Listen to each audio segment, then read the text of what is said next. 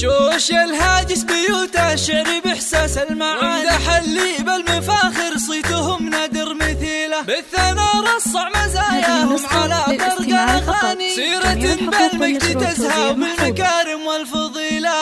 قول في أنوار شعر وزنه يساوي الجبال، شيخة بعل النوايف ماخذها حظوة جليلة، بنت راوي بالوصايف ترجح بغيد حساني، الحلاوة الزين فيها وكل الأطباع الجميلة، والنعم دايم بأنوار ما لها من نعم ثاني، في مدايح القصايد نختصرها بلحن الشيلة، زاهية والطيب فيها شب ريحات وكحواني، التفاني والإرادة ما تعرف المستحيلة، والفخر دايم لبوها الشهم سلطان الزماني، الأصيل الوفي اللي بالكرم تزهفون، راوي كساب الجمايل من سمو العز داني، لا نصاها الضيف يفتح بابه يثني الجزيلة، راوي مدهان المواقف له مقام وعز شاني، فزعته بالطيب ذا يعصيتها بكل القبيلة، في ثناه تشوش أفكاري ويتباهى لساني، شامخ فوق الثريا منزله محمد يطول، والوفا والفخر يزهى أمها ست الغواني،